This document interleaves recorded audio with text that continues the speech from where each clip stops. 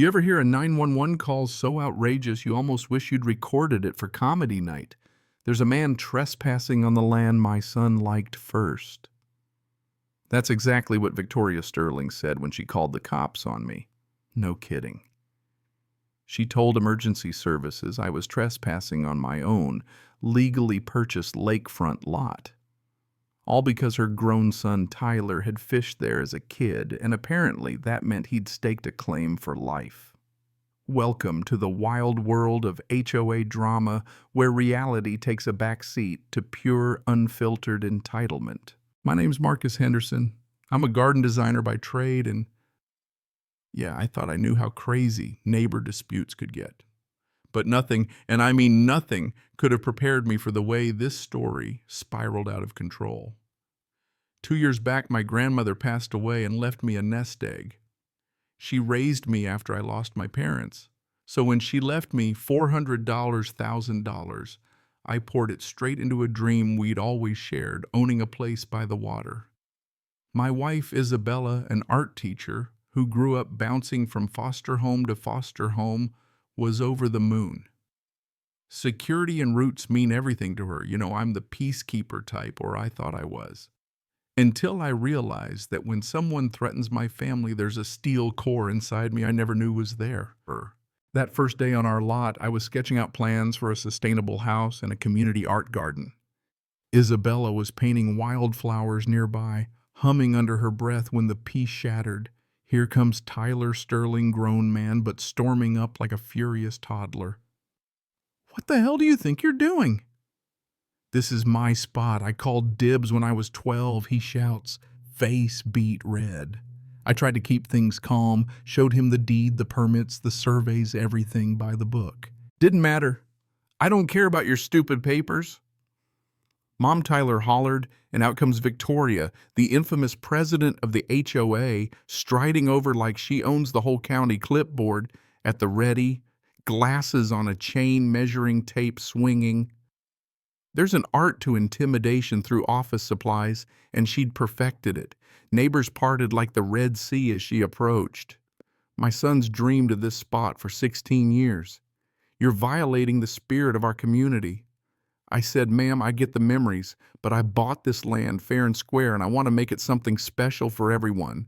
She let out this bitter, theatrical laugh. "Share my son shouldn't have to share what's rightfully his." She called 911 on the spot right there in front of everyone. And the kicker, she told dispatch, "My son has emotional rights. He's had his heart set on this land since he was a child. No, we don't own it legally, but there are moral rights here. You ever stand there listening and wonder if you're on a prank show?" Because, yeah, that's exactly how it felt. Cops show up. Officer Davis, all gray hair and deadpan eyes, and Officer Lopez, young enough to still believe in the system. "Ma'am, are you saying your son owns this land because he liked it first?" Lopez asked. Tyler chimed in, "I have feelings." You could hear a pin drop, and then a few neighbors snickered.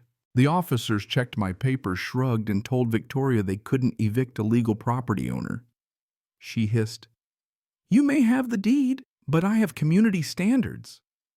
As the cops left, she leaned in cold as ice and said, "You'll regret this." Tyler stomped off after her, mumbling about disrespect. Isabella squeezed my hand. "That felt like a declaration of war," she whispered. And she wasn't wrong. And 2 weeks later it began. First, a sound violation notice: ambient bird noise exceeds community standards. I'm not kidding. I was being threatened with fines for songbirds. Then a dress code violation for gardening in a tank top. Negative visual impact on neighborhood property values. Isabella read the notice aloud, and we both just lost it. Should I weed in a tuxedo, I joked, but underneath it wasn't funny. This was psychological warfare. Soon enough, Victoria was running a smear campaign online, fake accounts, fake outrage, daily posts about how I was destroying the community with unsightly construction materials. It was all so over the top I half expected hidden cameras. But then it got real. My friend Rachel, a data analyst, dug into property records and found a pattern: families being hounded out, selling cheap to the HOA after months of harassment. This isn't random, Marcus. It's systematic. Isabella's chats with neighbors confirmed it. Victoria was interviewing people about my stability, fishing for rumors, trying to build a case. One night my new fence post got ripped out. Security cameras caught a shadowy figure, no face, but the message was clear: this was escalating. That's when Mr. Thompson, a retired teacher, approached me at the mailbox. "Son, I've seen this before. She did it to the Rodriguezes last year. You're not alone." I'd found my first ally. That week, Victoria cornered me. "I've seen many troublemakers come and go. They always leave." I stared her down. "Are you threatening me?" "Some people learn the easy way, some the hard way," she said, eyes icy.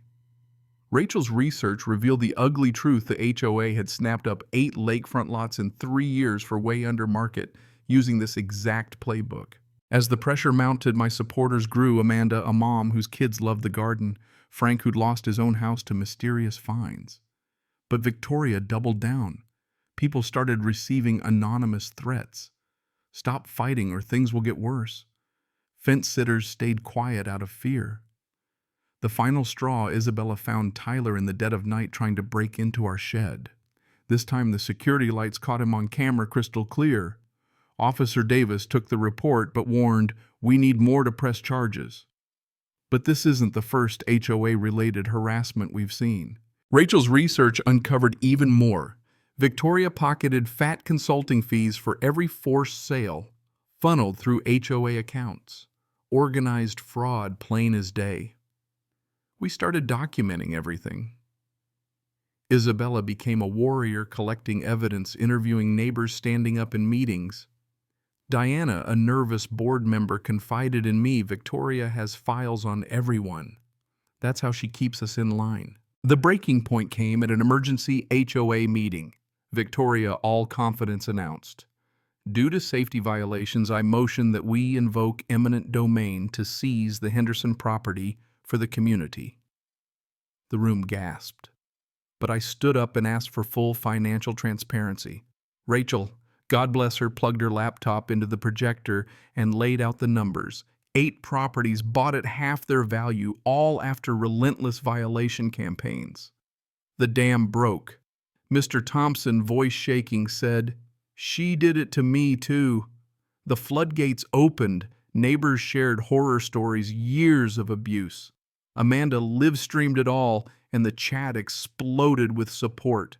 Victoria tried to regain control, but the evidence was overwhelming: doctored petitions, fake complaints, forged documents. The final vote: 12 against property seizure, 4 for 3 abstained. Victoria's empire crumbled in front of her eyes. But she wasn't done. She retaliated, targeting my supporters with anonymous complaints threatening to expose private secrets. Diana reached out to me in secret. She'd been recording Victoria's threats, her blackmail, her admissions of systematic harassment. We coordinated a full exposure, secure cloud backups, legal help, media on standby. When it all finally hit, the authorities came down hard. Victoria and Tyler faced a mountain of charges: fraud, embezzlement, harassment, blackmail. Court was packed. Rachel's testimony, Diana's recordings, Linda Rodriguez's story all painted a picture of ruthless abuse. The jury heard it all, including Victoria's own words: "I own this neighborhood. I'll destroy anyone who stands in my way."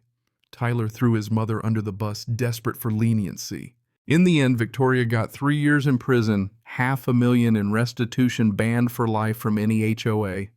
Tyler, 18 months, community service, permanent restraining order. The best part: I bought Victoria's house when she needed cash for her defense. I turned it into the new community center, a place for art, gardening, and meetings where laughter replaced fear. The ripple effect was wild.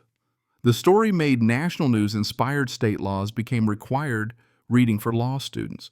Our community thrived. New families moved and property values soared, fear disappeared.